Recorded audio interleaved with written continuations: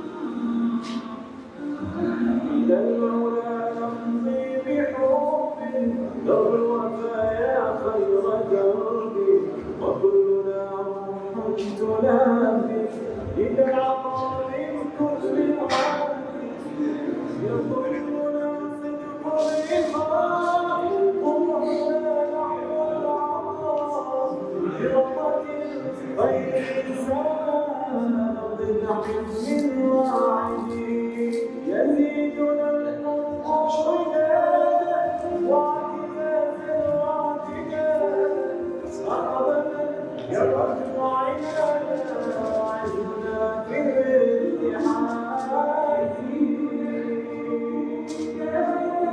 واعتزازا واعتدادا رغبة يرجو عينانا وعزنا في الاتحاد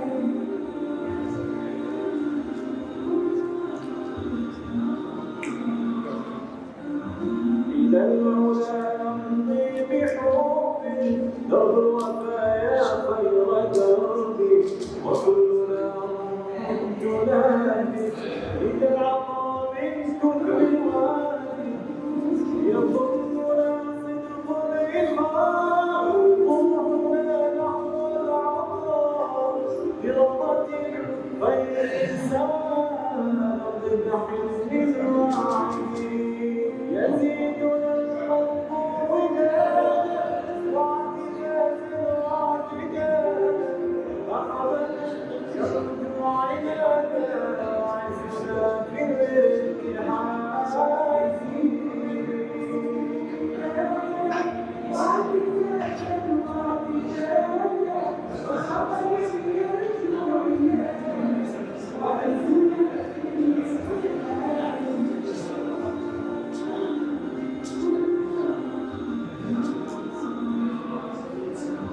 إلى العلا نمضي بحب درب الوفايا خير دربي وكلنا تنافي إذا العطاء من كل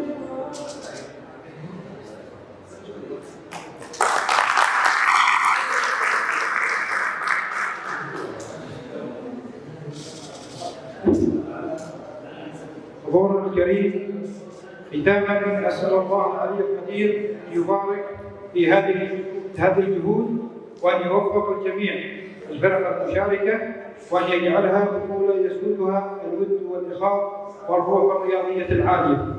اللهم وفقنا لما تحب وترضى وبارك لنا في شهرنا هذا واجعل التوفيق حليفنا جميعا. شكرا لكم. ندعو راعي المناسبة بمعية الشيخ رئيس نادي طاقة لسحب الفرح.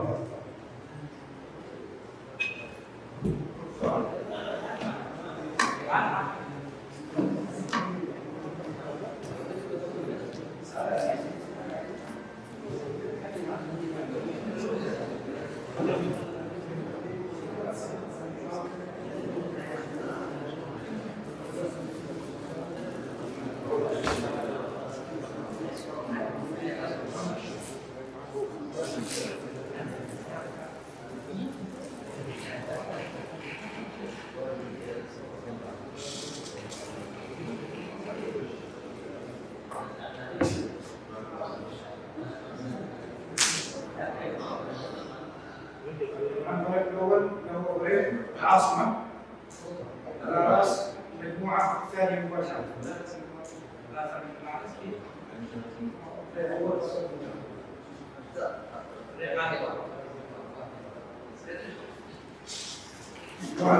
ثالثا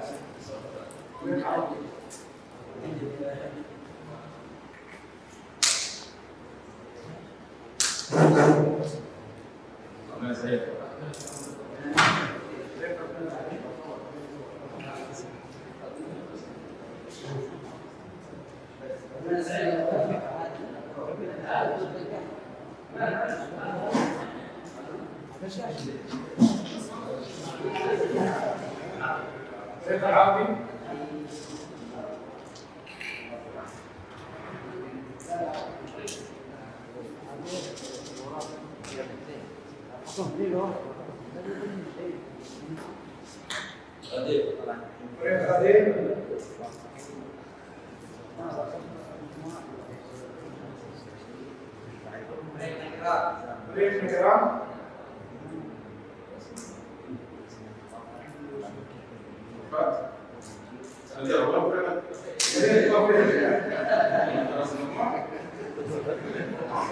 عندنا راسات هو الفرق راس كل مجموعه هي 8 مجموعات. الحين نبدا فرق المستوى الثاني، وهي المجموعه الاولى الى المجموعه الثانيه.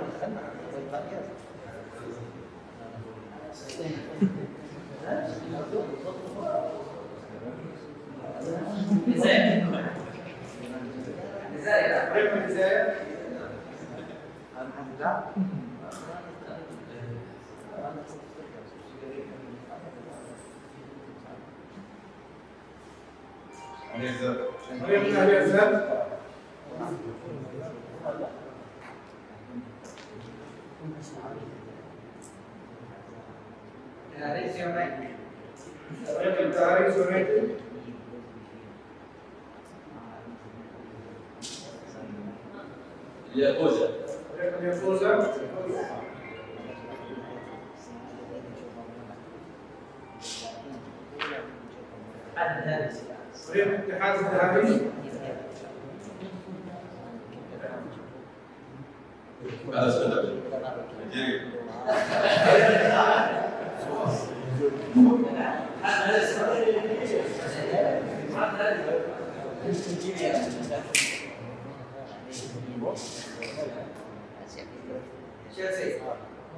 فريق تشيلسي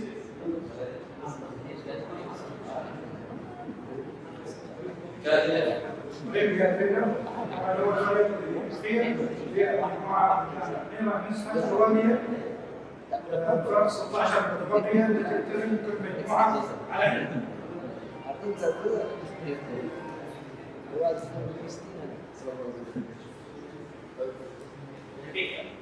فريق بنفيكا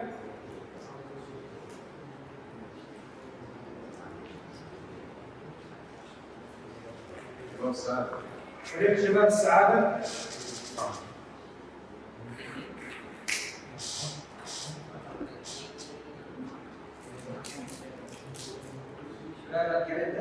شباب الجريدة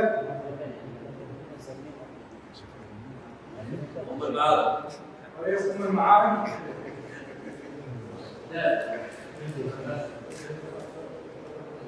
فريق لهاك البوسعيد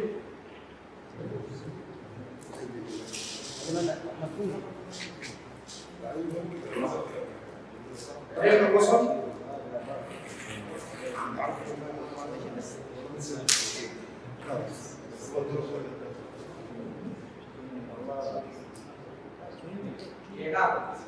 فريق بيناكم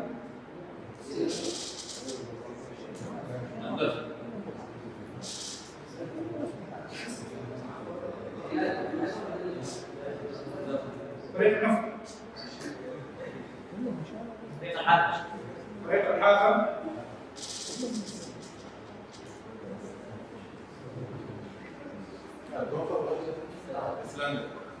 اسلندا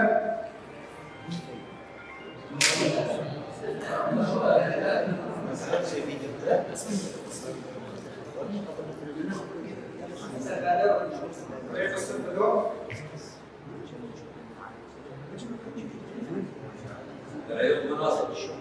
فريق العيون المعاصرة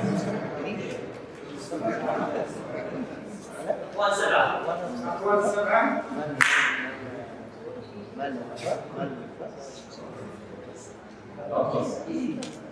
فريق الأطلس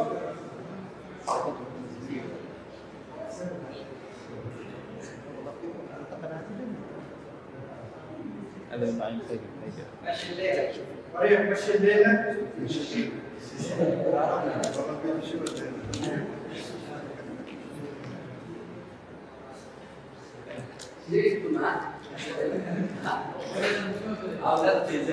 عودة الاعتزاز والله آخر فريق معركة الأولى. لذلك اكتملت جميع المجموعات كل فريق كل مجموعة 4 فرق. تقدم هدية تجارية لغاية المناسبة.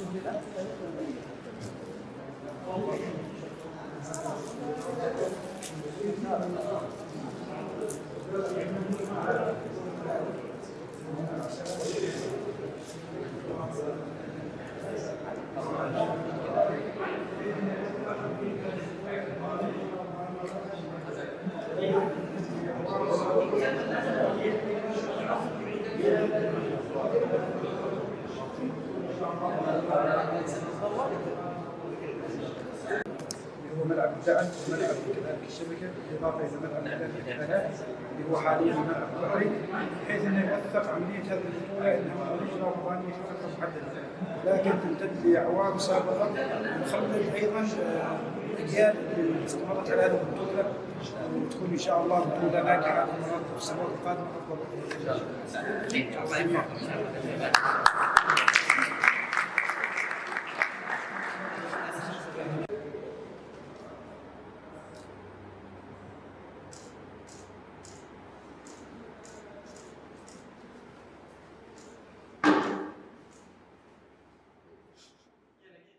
كل التوفيق لكم ان شاء الله في بطولة طاقة رمضانية، ونبارك لكم بقدوم هذا الشهر الفضيل، وان شاء الله تكون بطولة خير وعافية، ونتمنى لكم كل التوفيق والنجاح ان شاء الله يا رب العالمين.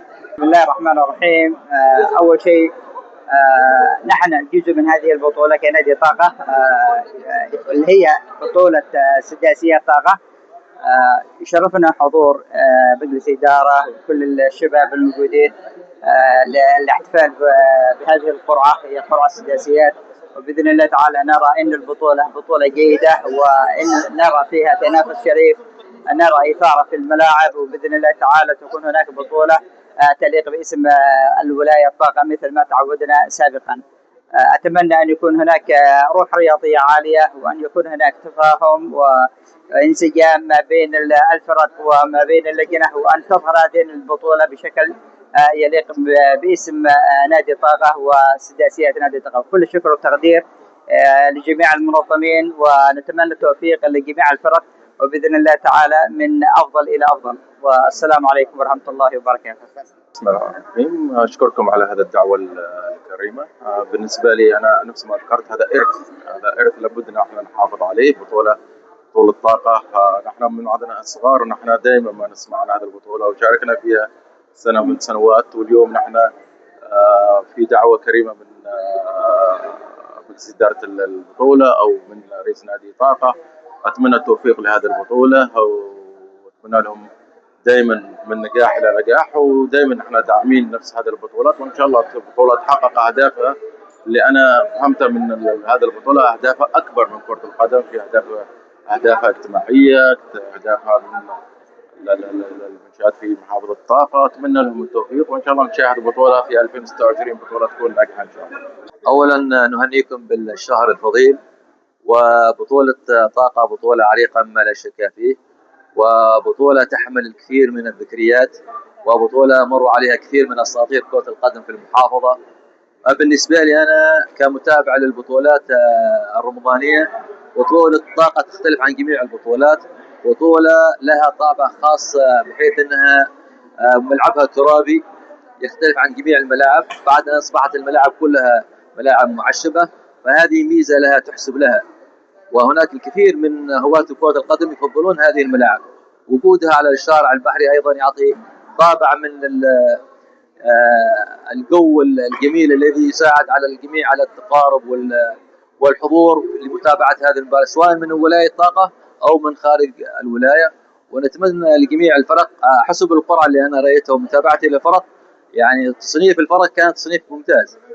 الثمانية الكبار اللي وصلوا العام الماضي في دور الثمانية وهم مصنفين كمجموعة، والتصنيف الثاني أيضا فرق كبيرة. فهذا راح يولد بطولة جميلة وإن شاء الله وممتعة لجميع المشاهدين واللاعبين إن شاء الله، ونتمنى النجاح للجنة المنظمة في إنجاح هذه البطولة إن شاء الله.